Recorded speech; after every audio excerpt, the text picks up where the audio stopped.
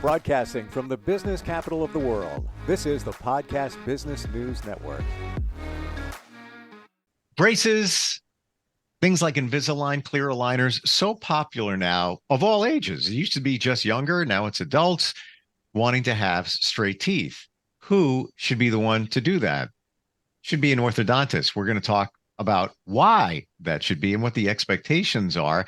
If you find somebody that says, yeah, I can offer, a clear aligner, do they really have the experience and the knowledge to do it right and make the results the ones that you want to see? I found somebody who's well qualified and he's been doing it for years. They call him the Magic Touch orthodontist, and he's with us. Dr. Robert Shpuntoff from Little Neck, Queens, New York is with us. Doctor, welcome back. How are you?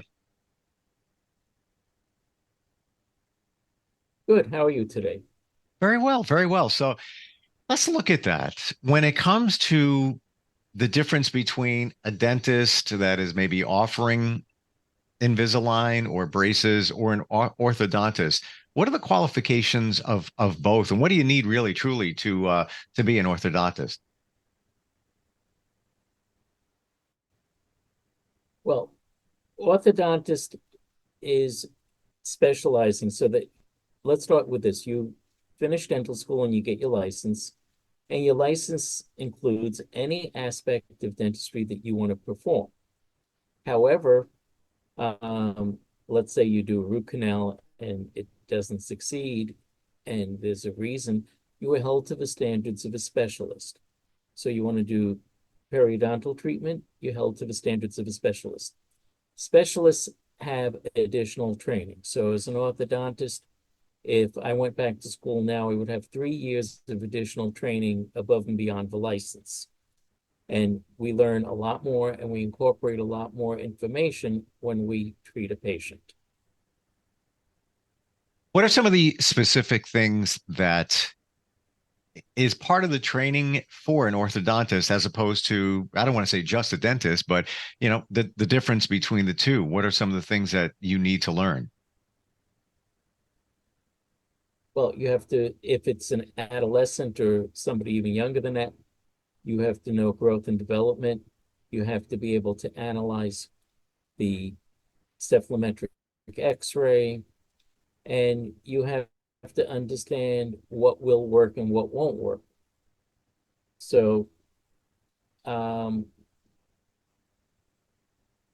an orthodontist, we put braces on the teeth, but sometimes we need to do braces on baby teeth. Sometimes we need to do an expander. And a lot of times we need the patients to wear rubber bands, and we need to understand the benefits versus the drawbacks of having adult teeth removed, baby teeth removed, and all of those aspects. Wow.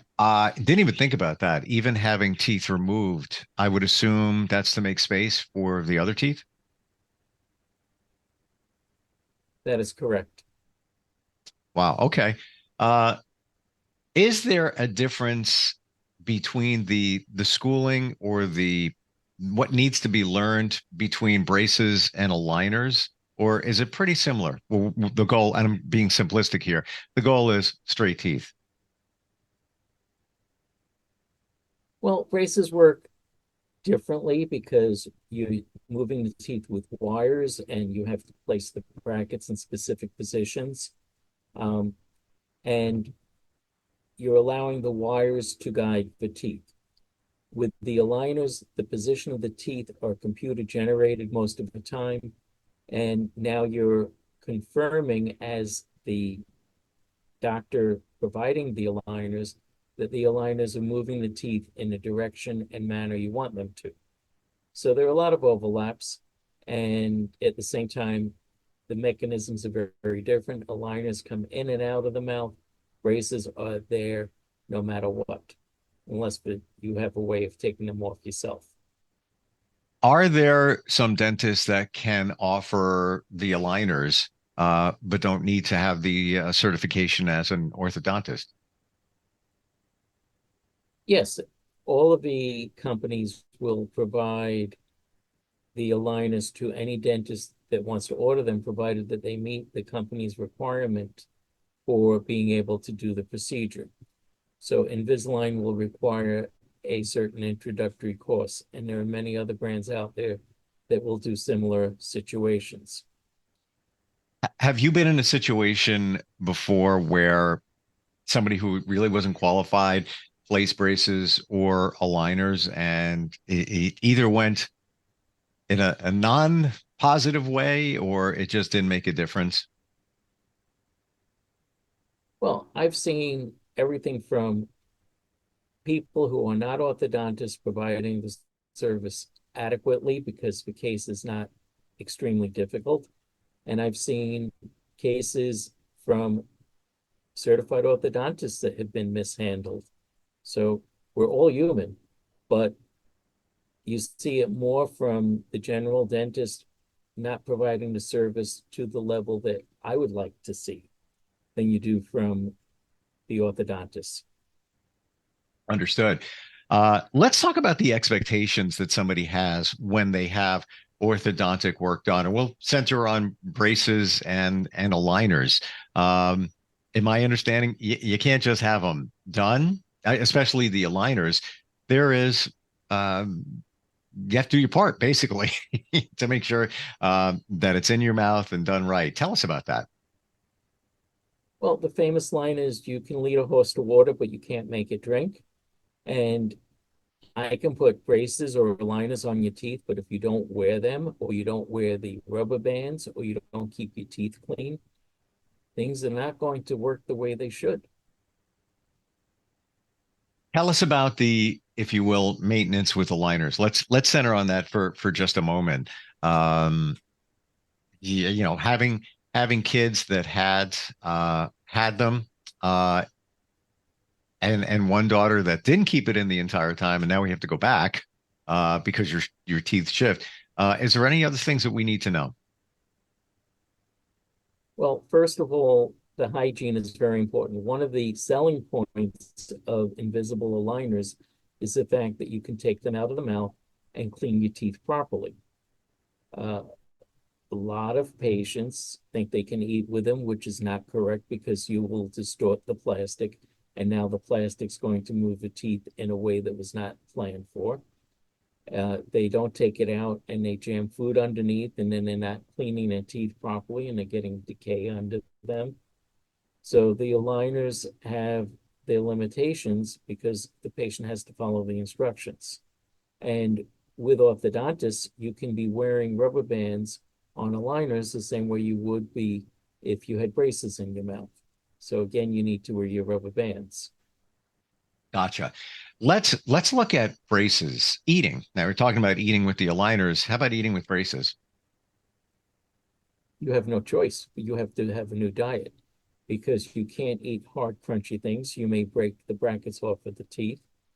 And if you have something sticky, gummy vitamins are a real challenge because parents think, oh, I can give my child gummy vitamins. And then they come in and the rings are loose, the brackets are broken, all because something sticky has been in the mouth. And somebody has to understand that when we attach the brackets to the teeth, we are using something strong enough to hold the bracket to the teeth under normal circumstances.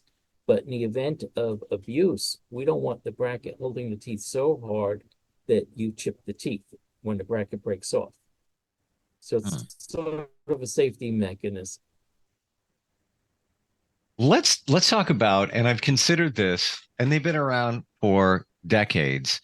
Uh, Water pick, those type of oral irrigators, I guess you would call them. Are they effective? Would you suggest them? They can be very effective. Um, if you see how much debris comes out with a water pick, then that will determine how much you need one. Some people are so efficient at brushing their teeth that the water pick or water irrigators, which is a better term because there's so many brands out there now, uh, have minimal benefits. And other people really need to do this on a daily basis and don't necessarily do so. Of course, goes without saying, flossing is important. Can you even floss with braces? Never had them. Don't know. Yes. There are special devices, special flosses. There are many flosses now that have multiple aspects to them. They have a stiff section so you can slide it under the teeth, and then a fuzzy section to help uh, get any debris that's in there out, and then regular floss. So that's very effective. The floss threaders, there's a lot of tools out there. You can still do flossing. Gotcha. Um, I know we're going a bunch of different directions here, but I believe these are a lot of the questions that people always wonder about. Toothpaste. Are they all basically the same, or do you really need to be very selective? They're not all the same, especially when you look at some of the fancier toothpastes put out by the major pharmaceutical companies. There are some toothpastes that have gum treatments and other things in them and will run at least twice as much as your other toothpaste. Um, the toothpaste is there to help the toothbrush do its job. And then if you have fluoride in it, it's beneficial as a topical. It's not a systemic drug at that point. And it's to keep the brush from being overly abrasive, but help everything move around. So fluoride toothpaste is generally recommended, but there are people who believe that's adding to fluoridated water and there's too much fluoride. So there are many different brands out there that don't even have the fluoride. Sometimes taste is the most important factor because children don't like mint. Get them a bubblegum flavored toothpaste or one of the other alternative flavors that's around, and they become good brushes. If you were to take old-fashioned baking soda and add it to some water, would you get the same benefits, a paste and something that's got a little bit of a, safe abrasive? Would that be just as good as a toothpaste? Yes, I grew up with tooth powder, which came in a little can and you shook it on the toothbrush. And occasionally, uh, we knew somebody who would make calcium carbonate and a little natural sweetener because you didn't believe in artificial sweetener. And guess what? We had our own tooth powder without having to pay the unusual price that was going for the can. Gotcha. Yeah. And once when I was younger, I'm probably in my teens, discovered baking soda, and I was like, wow, this actually feels pretty good. Feel like I'm making some progress here. Again, taste comes into play. That the taste of that never bothered me. I'm pretty flexible when it comes to that, but there are people that have challenges, with taste. Gotta either be minty, bubblegum. Retainers. What's the difference between a retainer, a clear aligner, obviously braces, we know what that is. What is a retainer? Okay, let's start with a simple thing. You'll hear many an adult say, "Oh, I had such a salty dinner last night. I'm retaining water. I'm holding it." And retain means hold. So active treatment, you are aligning the teeth. Retainers are just holding them in the position that they are. Now, of course, sometimes we tweak it a little bit that the retainer is going to be adjusting a little bit. So it's technically no longer just a retainer. But if we want to draw the line, an aligner is moving teeth and a retainer is holding position Why would you want to hold the position? because you finished with your treatment. Ah, okay. So then how long, and every situation is different, but how long would you wear a retainer for? I recommend retainers nighttime for a lifetime after your teeth have settled. Wow. And I explained to everybody this approach at the very beginning of treatment. Many adults you'll hear them say, "Oh, I have to wear a night guard because I grind my teeth." And I explained to them that, okay, so you're going to wear retainers, you won't need a night guard. And that's going to be much more comfortable than any night guard that can be made. And the retainers will serve the purpose much better. Why is it that after you've worn braces or an aligner, that you would need a retainer, that your teeth may shift and go back into shape. But let's say somebody that didn't wear that type of appliance first, uh, their teeth don't shift, or do our teeth are they always moving?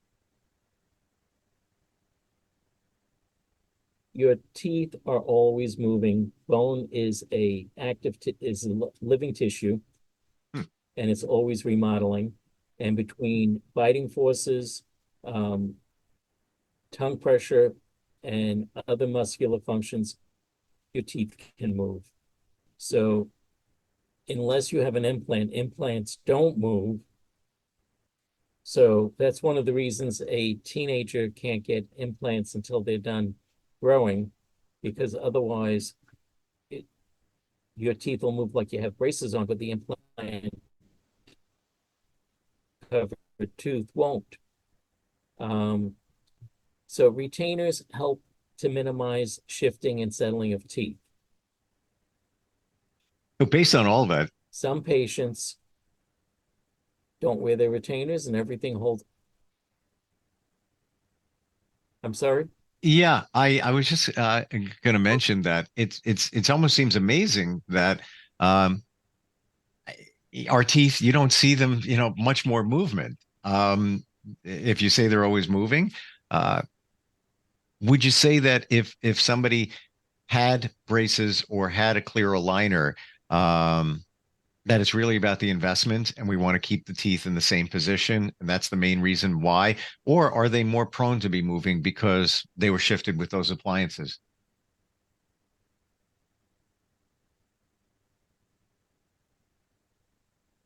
Well, that's very complicated. Some people, orthodontic treatment is done, take their retainers, say yes, they're wearing them, teeth look good, never have a problem. Other people, 2 days after the braces come off, if they don't put their retainers in, the teeth are shifting on them. So there are too many variables on that.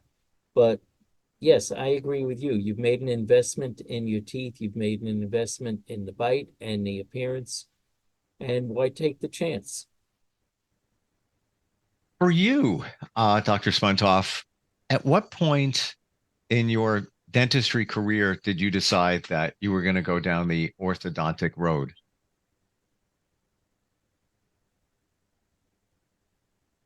Um,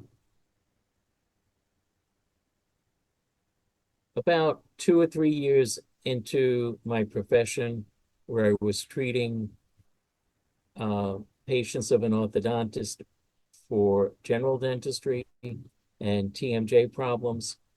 And when I got them out of pain, they looked at me and said, wow, you're doing things we can't do. Now, can you combine it with orthodontics?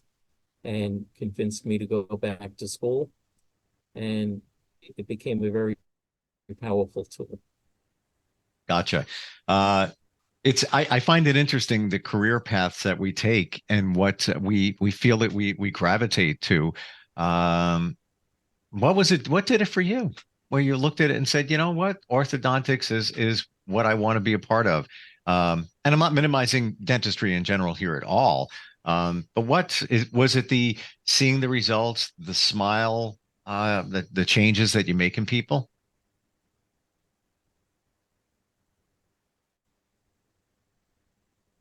Well, my wife at the time was an orthodontist and uh, wanted to see me join the practice. And basically, I thought it was the best choice at the time and don't regret it. Wow, interesting.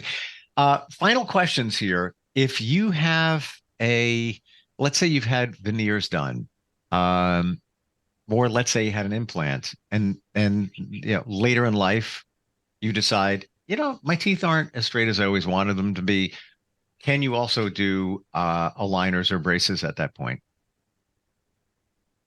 All the time. Wow. Okay. Uh, One of the beauties of the invisible aligners is that you can identify to the computer that this tooth has an implant and a crown and cannot be moved. And so how do we move all the other teeth to achieve the goal we want without challenging that one tooth? So that's one of the beauties of aligners when they're properly planned. And when it comes to implants, is that treated just like a regular tooth because it's situated in the bone? I don't quite understand your question, but ideally, the implant, after it's placed and the crown is put on, it looks and functions like the tooth belongs there. I'm sorry. Let me clarify it. It acts like a regular tooth in that it's firmly seated in the jaw, in the bone. So it can be, like you said, aligners can be used, braces can be used around that, or a few implants.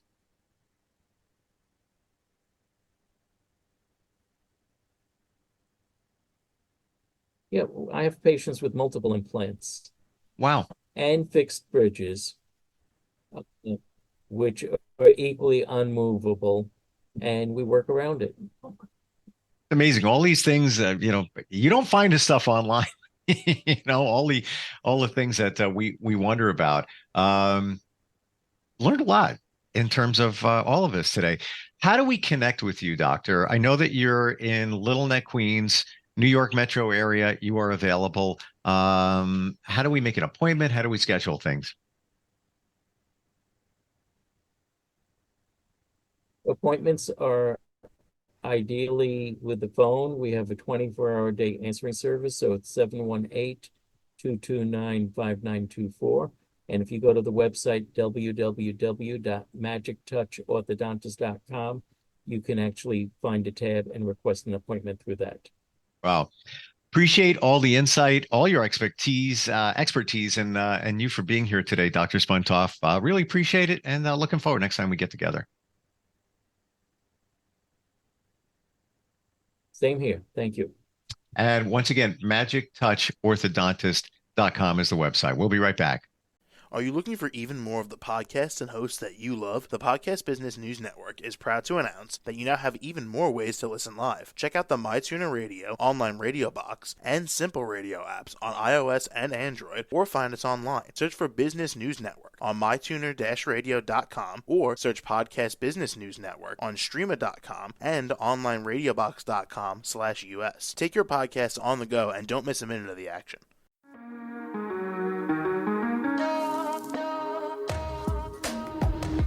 Broadcasting from the business capital of the world, this is the Podcast Business News Network. For nearly 2,000 severely injured veterans, everyday life has become filled with barriers.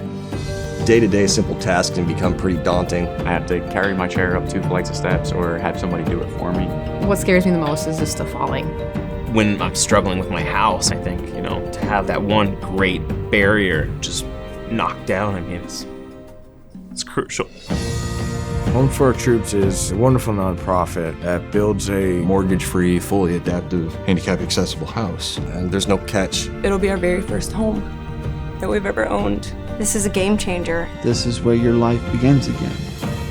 We need you to join us in completing this important mission. Please visit hfotusa.org